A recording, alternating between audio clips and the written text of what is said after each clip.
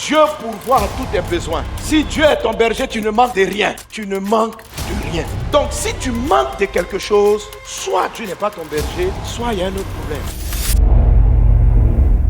Quand Dieu t'envoie l'argent pour prendre en charge ton loyer, il peut avoir quelque chose qui va le combattre. Quand Dieu t'envoie la ressource pour financer tes projets de construction, quelque chose peut combattre ces ressources-là. C'est comme un hôtel qui vient attaquer ta troisième bénédiction, les provisions que Dieu t'envoie. Nous voulons les renverser au nom de Jésus. Quelqu'un donne un bon amen. Alors, avant d'aller plus loin, tu dois savoir une chose. Est-ce que tu crois que la Bible est vraie? Si la Bible est vraie, c'est qu'un chrétien ne doit manquer de rien.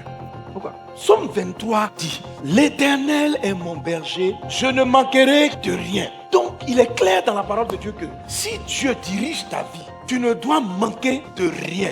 Alors ça signifie quoi? Manquer de rien. Ça signifie que Dieu a pourvu à tous tes besoins. Philippiens chapitre 4 verset 19 nous dit: et mon Dieu pourvoira à tous vos besoins selon sa richesse avec gloire en Jésus-Christ. Alléluia. Dieu pourvoit à tous tes besoins. Si Dieu est ton berger, tu ne manques de rien. Tu ne manques de rien. Donc si tu manques de quelque chose, soit Dieu n'est pas ton berger, soit il y a un autre problème. Qu'est-ce qui peut être le problème entre la bergerie et toi? C'est-à-dire quand Dieu dit je suis ton berger, le fait qu'il soit ton berger, ça détermine beaucoup de choses. Avoir Dieu pour berger, qu'est-ce que ça signifie? C'est la même chose dont il parle en Jean chapitre 10 verset 10. Le voleur vient pour dérober, égorger, détruire. Moi je suis venu afin que qui? Est-ce que c'est tout le monde? Ce sont ces brebis pour qu'elles aient la vie et qu'elles soient dans l'abondance. Donc il ne donne pas l'abondance à tout le monde. À ses brebis. Il dit l'Éternel est mon berger. Ça veut dire moi je suis sa brebis, je ne manquerai de rien. Le voleur ne vient que pour dérober, égorger, détruire. Moi je suis venu afin que les brebis aient la... Amen. Donc ce que Dieu te donne en tant que brebis, il y a un ennemi à cela qu'on appelle le voleur. Et je vais t'illustrer cela. Voilà. Ce que je vais t'expliquer, c'est pourquoi certains chrétiens qui ont Jésus pour berger manquent de certaines choses. Lorsqu'on parle du manque dans la parole de Dieu, il ne s'agit pas seulement du manque financier et matériel. Il s'agit d'au moins 4 niveaux de provision. La provision de Dieu se trouve à au moins 4 niveaux. Premier level de la provision de Dieu, Dieu pourvoit aux besoins de ton esprit. Jésus a dit, l'homme ne vivra pas seulement de pain, mais de toute parole qui sort de la bouche de Dieu. L'homme est un esprit et ton esprit a besoin de se nourrir. Quand Dieu dit tu ne manqueras de rien, ça veut dire ton esprit sera approvisionné. Et un esprit qui est nourri, qui ne manque de rien, c'est quelqu'un qui a une vision forte. C'est quelqu'un qui a des rêves qui demeurent. La nourriture de l'esprit, c'est de faire la volonté de Dieu. Quand tu es en train de marcher dans la volonté de Dieu, ton esprit est très fort. Que Dieu nourrisse ton esprit.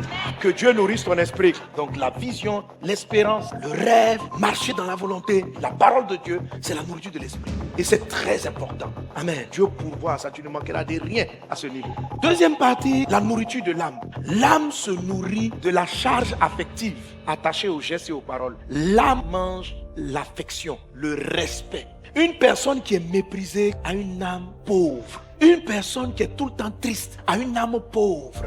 Son âme manque de beaucoup de choses.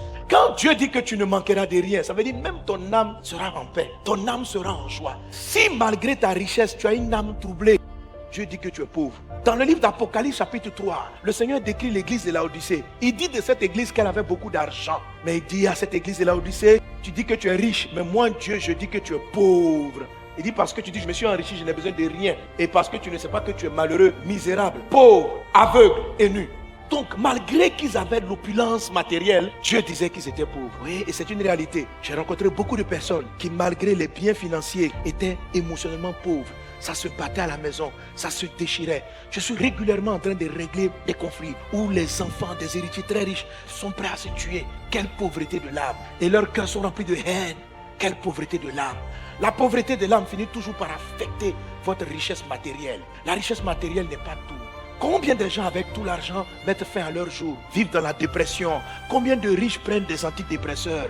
Quand on nous parle d'un homme qui avait autant d'argent que Michael Jackson, mais qui était obligé de prendre des choses pour pouvoir dormir. Quelle pauvreté, quelle pauvreté. Toi qui passes une nuit, puis tu dors, puis tu ronfles, puis tu es content là. Tu étais plus riche que Michael Jackson. Parce que selon les témoignages, je disais que c'était faux. Mais pour dormir, il fallait qu'il prenne des médicaments. Pour dormir. Il n'avait pas la paix. Il n'avait pas la paix. Il avait l'argent. Il pouvait prendre tous les avions qu'il voulait. Combien de gens peuvent aller dans les pays où ils veulent? Mais la nuit, la femme est dans sa maison, elle pleure jusqu'au matin. Quelle pauvreté. Si Dieu est ton berger, tu ne manqueras pas de ça. Tu n'es pas riche. Quand Dieu dit tu ne manqueras de rien, il connaît tes besoins, puis il est con. Je déclare sur ta vie, tu ne manqueras de rien. Tu ne manqueras de rien, tu ne manqueras de rien. Donc quand la Bible dit que Satan vient te voler, ne crois pas que c'est l'argent seulement. Ça peut être ce qui enrichit ton âme qu'il peut prendre.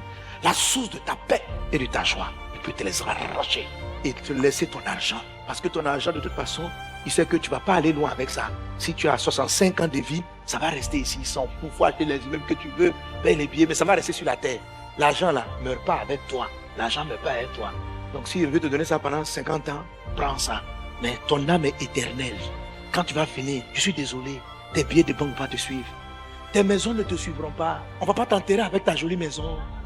On ne va pas t'enterrer avec ta voiture. Tu as acheté un Hammer. On ne va pas t'enterrer avec un Hammer.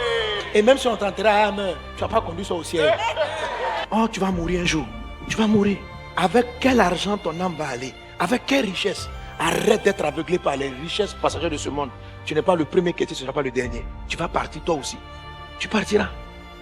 Il faut bien réfléchir à ce que tu fais. Il y a beaucoup de choses, tu passes ton temps là-dessus, mais ça ne va pas te suivre. Tu es sûr que c'est un bon investissement de mettre tout ton cœur, tout ton argent, de sacrifier ton bonheur de la maison pour simplement partager l'argent. La joie là, c'est pas une chose qui est physique, c'est quelque chose que tu sens dans ton cœur. Et ça, quand tu meurs, ça va avec toi. Amen. Ok? Tout ce qui est lié au corps, que tu peux toucher, reste ici. Mais ce qui n'est pas palpable, ce qui est dans ton âme, part avec toi. Est-ce que tu es riche à ce niveau? Ne sois pas aveuglé par les richesses temporaires de la terre. Tu vas partir. C'est-à-dire que c'est une évidence. Tu vas mourir. Tu vois? C'est-à-dire qu'on vit en droit, on ne va pas mourir. C'est ce que tu vas mourir. C'est-à-dire, vous tous qui avez des biens là, observe les biens, dis un jour je vais les laisser. Voilà. Je vais les laisser. Tu as passé toute ta vie à te battre pour ça. Tu vas laisser ça pour partir. Quelle richesse tu as donné à ta maison? Que seront tes enfants après ça? Quel héritage tu vas laisser sur la terre? Deux, quand tu meurs, quand tu vas au ciel, est-ce que ça va partir à toi? Soyez riches dans l'âme. Soyez riches. Tu ne manqueras de rien. Mais Dieu aussi ne néglige pas le corps physique. Quand Dieu dit tu ne manqueras de rien, il pourvoit aussi physiquement. La provision physique, c'est la santé. Et puis il y a la provision matérielle, quatrième chose. Amen. Dieu pourvoit matériellement. Que toutes ces choses-là te soient pourvues au nom de Jésus.